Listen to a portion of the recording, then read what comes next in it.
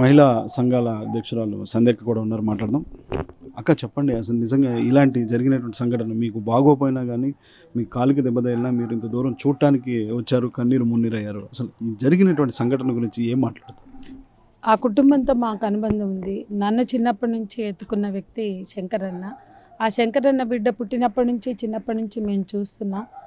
మా కళ్ళ ముందు పెరిగి స్వేచ్ఛ అనే గొప్ప పేరు అమ్మాయికి పెట్టి అంత అద్భుతంగా అమ్మాయి పెరిగింది.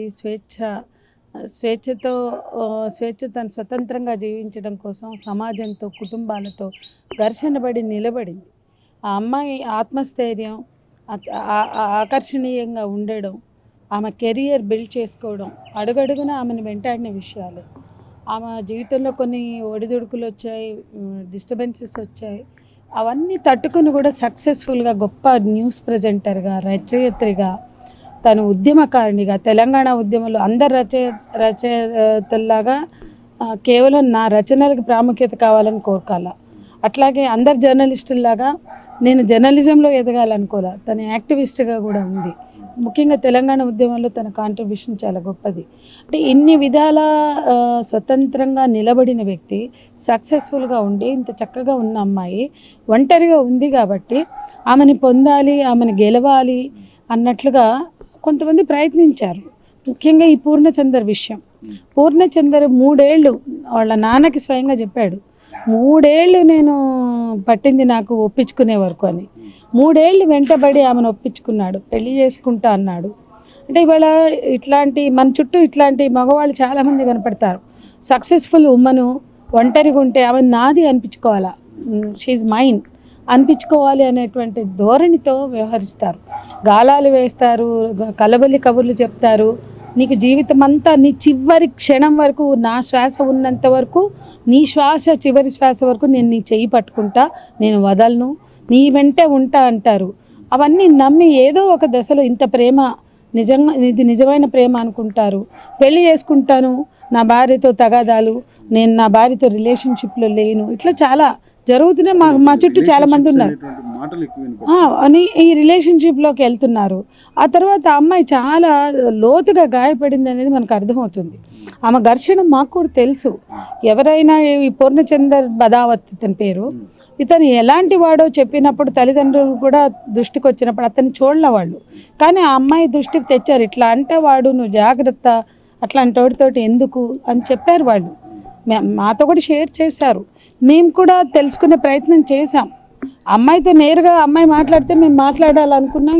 ఈ క్రమంలోనే మాట్లాడాలి అని అమ్మాయి ఫోన్ చేసింది. కానీ ఈ రిలేషన్షిప్లో అమ్మ ఒక ఎమోషనల్ బాండింగ్కి గురైంది. అదొక పూర్తిగా ఎమోషనల్ రిలేషన్షిప్గా తను భావించింది. ఎంతమంది చెప్పినా తనని దూరం చేయడానికి వాళ్ళు చెప్తున్నారు, కానీ అది నిజం కాదనుకుంది. అట్లా చెప్పాడు, అతను అంతా నమ్మించాడు.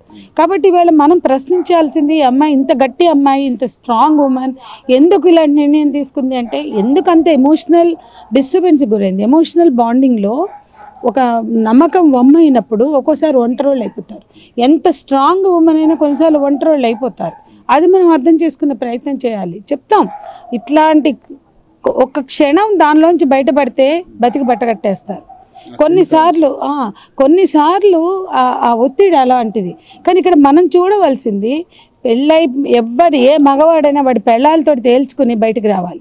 అంతేగాని ఆ పెళ్ళాలను అట్లా పెట్టి వీళ్ళకి కలబులు కబులు చెప్పి జీవితంలో మేము తోడుంటాము, జీవితాంతం పెళ్లి చేసుకుంటాం, జీవితాంతం పెళ్లి. అవును, అవతల అమ్మాయికిను అమ్మాయి పిల్లలకు కూడా అన్యాయం జరుగుతుంది. ఆ విషయం అన్న శంకరన్న శ్రీదేవులు కూడా చెప్పారు. చెప్పినప్పుడు అమ్మాయి స్పష్టంగా లేదు, అతను వాళ్ళతో రిలేషన్షిప్లో ఉన్నానని 3 ఏళ్ళు వెంబడి పడ్డాడు అన్నాక, ఆ తర్వాత నా పెళ్ళం నా పిల్లలు, నేను నీకు స్టేటస్ ఇవ్వను, నా పేరు పెట్టుకోవద్దు, లీగల్గా పెళ్ళి అనౌన్స్ చేయడానికి వీల్లేదు అంటే, అనుభవించడానికి నాది అని ఖాతాలో వేసుకోవడానికి వీళ్ళు మనుషులా లేకపోతే వాళ్ళ వస్తువులా? అంటే అందమైన వస్తువు నాది అని కొనుక్కొని బ్యాగ్లో పెట్టుకున్నట్టు లేదా దగ్గర పెట్టుకున్నట్టు ఒక ఫోన్ కాదు కదా మనిషి. నచ్చిన ఫోన్ కొనుక్కొని వాడుకున్నట్టు కాదు కదా మనిషి. దొరికే వరకు పోరాటం చేయడం, అందిన తర్వాత చులకనగా చూడటం, ఇక్కడ నమ్మించడం. ఇట్లాంటి మగవాళ్ళు చాలా మంది ఉన్నారు. ఇవాళ స్వేచ్ఛని అందరూ మాట్లాడతారు. అలా ఎందుకు ఇవాళ చాలా మంది వచ్చి మొదటి భర్తకి ఎందుకు విడాకులు ఇచ్చిందంటే అది మనకు అవసరమా? ఎందుకైనా ఇచ్చుండొచ్చు. ఎంతోమంది మనకు తెలిసిన మగవాళ్ళు భార్యలు ఉండగా వేరే ఆడవాళ్ళతో ఉంటే నువ్వు ఎవరు పోయి మైకి పెట్టరు, నీకు బెళ్ళా ఉండంగా నువ్వు ఈమెతో ఇన్నాళ్ళ నుంచి ఎందుకున్నావని సినిమా స్టార్లు ఉన్నారు, పెట్టారా మైకులు ఎవరైనా? ఇప్పుడు మమ్మల్ని అడిగితే మాకు అవసరం లేదు, ఎందుకైనా కావచ్చు, ఇప్పుడు అది చర్చనీయాంశమే కాదు. ఆమె విడాకులు తీసుకుంది, విడాకులు అనేది చట్టబద్ధ హక్కు. కాబట్టి విడాకులు తీసుకున్న మనిషి ఇంకొక తోడుని వెతుకోవడం తప్పు కాదు. కానీ ఆ వచ్చిన వ్యక్తి ఎలా అమ్మాయిని నమ్మించి మోసం చేశాడు, ఆ అమ్మాయి ఎక్కడ అతన్ని నమ్మి నష్టపోయింది, వాళ్ళు మేము మాట్లాడుతున్నాం. అప్పుడు మాట్లాడాం, తను బతికున్నప్పుడు కూడా మేము అదే అర్థం చేసుకున్నాం. కానీ ఇక్కడ ప్రశ్నించవలసింది ఇట్లాంటి విధవలు చాలామంది మన చుట్టూ ఉన్నారు. వాళ్ళని ప్రశ్నించడం మానేసాం మనం. వాళ్ళు ఆడపిల్లల్ని అనుభవించడం, లేదా అందంగా లేదా వ్యక్తిత్వంతో ఉన్న వాళ్ళు ఇండిపెండెంట్గా ఉండే ఆడపిల్లల్ని పడగొట్టడమే పని అన్నట్టుగా చాలామంది పని చేస్తుంటే వాడు హీరో ఎట్లా అవుతాడు? వాడు ఈ అమ్మాయితో ఉంటాడు, వేరే ఆడపిల్లలతో ఉంటాడు, వాడి దగ్గర డబ్బులు ఉంటే ఏదైనా చలామణి అవుతుంది, పరపతి ఉంటే ఏదైనా చలామణి అవుతుంది. ఇవాళ మన చుట్టూ ఉండే రాజకీయ నాయకులు, మన చుట్టూ ఉండే బడాబాబులు, మన చుట్టూ ఉండే సెలబ్రిటీలు ఇట్లాంటి రిలేషన్స్లో చాలామంది ఉన్నారు. దాంట్లో హింసలోకి వెళ్తున్నారు. ఇలాంటి రిలేషన్స్లో ఉన్నప్పుడు అది హింస మనం చూస్తున్నాం కదా, హత్యలుగా మారుతున్నాయి, ఆత్మహత్యలుగా దారితీస్తున్నాయి. కాబట్టి హింసలోకి ప్రయాణం చేసే ఈ రిలేషన్షిప్స్లో జవాబుదారీగా ఉండవలసిన అవసరం ఆడవాళ్ళకైనా ఉంటుంది, మగవాళ్ళకైనా ఉంటుంది. ఇక్కడ ఖచ్చితంగా మగపిల్లలు మా దగ్గర మేము చలామణి చేసుకోగలుగుతాం, మా దగ్గర డబ్బు ఉంది, మాకు నడుస్తుంది, మాకు చెల్లుతుంది అన్నట్లుగా వ్యవహరిస్తున్నారు. వాళ్ళని ఎవరు ప్రశ్నించట్లా.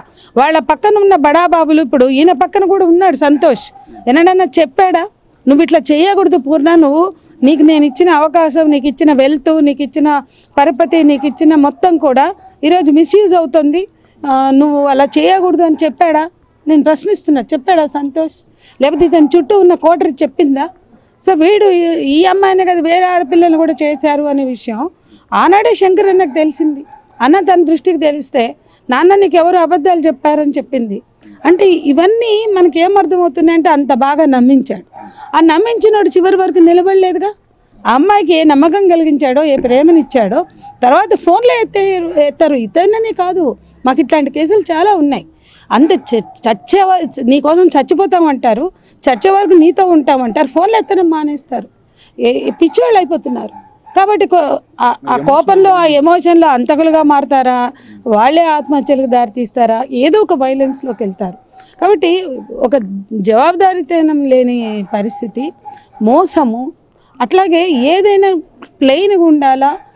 మేము నమ్మిన ఆడపిల్లలు కూడా చెప్తాను, నువ్వు నమ్మినావు కాబట్టి రిలేషన్లో ఉన్నావు, అది అబద్ధం అని తేలేక నువ్వు బయటికి రామ్మా అందులోంచి అని చెప్తాం. ఎవరికైనా చెప్తాం, మా స్వేచ్ఛకైనా చెప్తాం, ఎవరికైనా చెప్తాం. కానీ అందులోంచి బయటకు రాలేని స్థితిని కూడా మనం అర్థం చేసుకోవాలి. ఎందుకంటే అదొక ఎమోషనల్ బాండింగ్. ఒక ప్రేమ నమ్ముతారు, ప్రేమిస్తారు. ఆ ప్రేమలో ఒక భద్రత ఉందని వాళ్ళు అనుకుంటారు. అది భద్రత లోపించినప్పుడు, అది అబద్ధం అని తేలినప్పుడు, అందుకే తండ్రికి కొన్ని గంటల ముందు ఫోన్ చేసి నాన్న నువ్వు రా, వాడితో నేను ఉండలేను, వాడు చాలా క్రూయల్, నువ్వు రా అని పిలిచిందని శంకర్ అని మీడియాకి చెప్తున్నాడు. కొన్ని గంటల ముందు, ఒక రోజు ముందు. అంటే పిలిచి నేను ఉండను ఇక వాడితో అంటే, మంచిది నువ్వు ఉండను అనుకున్నప్పుడు అతనితో ఫస్ట్ టైం మాట్లాడాడు అన్న 24 hours కాకముందే. అంతకుముందు ఎప్పుడు అన్న చూడలేదు శంకర్ అన్న. ఖచ్చితంగా నువ్వు ఆ అమ్మాయి జీవితంలోంచి వెళ్ళిపో, వద్దని అనుకున్నాక ఉండొద్దు, ఉండదలుచుకుంటే కరెక్ట్గా ఉండండి, లేకపోతే ఉండొద్దు అని చెప్పాడు అన్న. మరి ఏం జరిగింది? ఆ అమ్మాయి తట్టుకోలేకపోయింది ఆ మోసాన్ని. ఒక ఇన్సెక్యూరిటీ, సమాజంలో ఎన్ని అవమానాలతోటి 5 ఏళ్ళు పాటు ఆ రిలేషన్లో అమ్మాయి ఉండి ఉంటుంది.